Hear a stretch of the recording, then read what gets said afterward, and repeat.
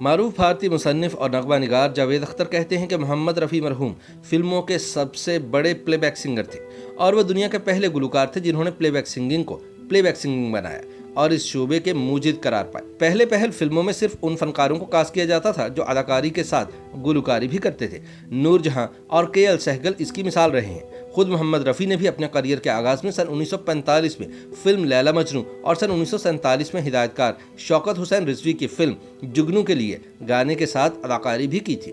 جاوید اختر اپنے اس دعوے کہ محمد رفیع سب سے بڑے پلے بیک سنگر ہیں کے لیے دلیل یہ دیتے ہیں کہ محمد رفیع دنیا کے پہلے گلوکار ہیں جنہوں نے محسوس کیا کہ فلمی گائکی اور محفل یا میوزک کانسرٹ میں فرق واضح ہونا چاہیے۔ فلم کے لیے گایا جانے والا گیت کسی خاص کردار کے لیے ہوتا ہے، فلم میں اس کی مخصوص صورتحال ہوتی ہے۔ ہر اداکار کی اپنی شکل و شباہت، لب و لہجہ اور آواز کا ایک صوتی احساس ہوتا ہے جو اسے دوسروں سے ممتاز کرتا ہے۔ رفیع صاحب نے فلمی گیت گاتے ہوئے یہ تمام جزیات نہ صرف پوری کی بلکہ اسکرین پر ہر ہیرو کی آواز، حرکات اور انداز کا فرق بھی واضح کر دیا۔ ایک اندازے کے مطابق محمد رفیع اپنے 36 سالہ کریئر میں لگ بھگ 32 سال تواتر سے گاتے رہے۔ انہوں نے 100 سے زیادہ موسیقاروں کے بنائے ہوئے گیت گائے جو انڈیا میں بولی جانے والی 22 مقبول اور دنیا میں بولی جانے والی دیگر معروف زبانوں میں تھے۔ محمد رفیع نے سن 1979 میں دیے گئے ایک انٹرویو میں بتایا تھا کہ انہوں نے اپنے کریئر میں 25 سے 26 ہزار گانے گائے ہوں گے۔ محمد رفیع امرتسر کے گاؤں کوٹلا سلطان سنگھ میں پیدا ہوئے اور تقسیم ہند سے لگ بھگ 14-15 برس قبل وہ اپنے والدین کے ساتھ امرتسر سے آ کر لاہور آباد ہو گئے۔ کہتے ہیں کہ کوٹلا سلطان بازار میں ایک فقیر آیا کرتا تھا جو یہ گیت گایا کرتا تھا: کھیڈن دے دن چار، یعنی کھیلنے کے دن چار ہے ماں، کھیلنے کے دن چار۔ اور اس فقیر کے گیت سن کر ابا کے دل میں بھی گانے کا شوق پیدا ہوا۔ محمد رفیع کے والد حاجی علی محمد ایک دیندار آدمی تھے، مگر محمد رفیع کے دل میں گانے کا شوق جگہ بنا چکا تھا اور پھر اس شعبے میں انہوں نے ایک منفرد مقام حاصل کیا۔ محمد رفیع سروں کے ساتھ یوں کھیلتے تھے جیسے بچہ اپنے کھلونوں کے ساتھ کھیلتا ہے۔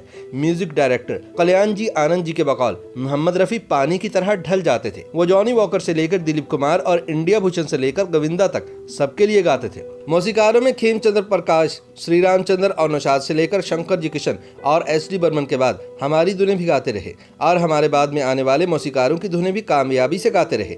محمد رفیع نے 40 سال تک انڈسٹری میں کام کیا۔ وہ سنجیدہ اور انتہائی نفیس انسان تھے، جبکہ ان کے مقابلے میں کشور کمار، مکیش اور عائشہ بھوسلے کا انداز ہنسی مذاق اور ہلا گلا کرتے رہنا تھا۔ وہ اتنا لمبا عرصہ اس لیے کام کرتے رہے کہ ایک تو پیدائشی فنکار تھے، دوسرا وہ محنتی بہت تھے، تیسرا ان کی طبیعت میں لحاظ بہت تھا۔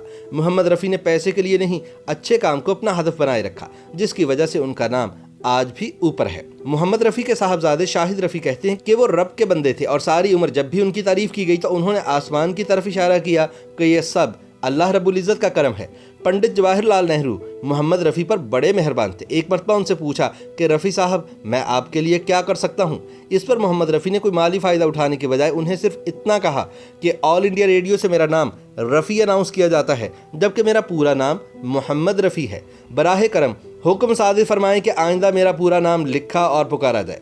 گلوکارہ اوشا تنتی بتاتی ہیں کہ رفیع صاحب کسی بھی مذہب اور کمیونٹی کے لیے چیریٹی شو کر دیا کرتے تھے۔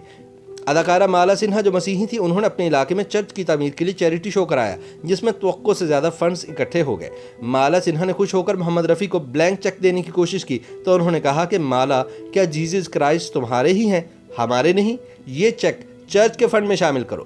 اوشا نے انتہائی دکھی آواز میں انکشاف کیا کہ محمد رفیع 31 جولائی سن 1980 کو دنیا سے رخصت ہوئے اور اس سے صرف ایک ہفتہ قبل 22 جولائی کی شام ان کا فون آیا تھا جس میں وہ بچوں کی طرح چہک رہے تھے اور کہا کہ تیار ہو جاؤ، ہم پاکستان جائیں گے۔ انہوں نے کہا کہ ستمبر اکتوبر کی ڈیٹس کسی کو نہ دینا، ہم اپنے شہر لاہور اور پاکستان جائیں گے۔ یہ سنتے ہوئے میں نے ان سے کئی فرمائشیں کر دیں کہ صاحب وعدہ کریں آپ مجھے وہاں غلام علی، مہدی حسن خان اور نور جہاں سے ملوائیں گے۔ رفیع صاحب نے مجھ سے کہا کہ ہاں تمہیں سب سے ملواؤں گا، لیکن اللہ کو منظور نہیں تھا اور رفیع صاحب صرف 8 دن بعد اس دنیا سے رخصت ہو گئے۔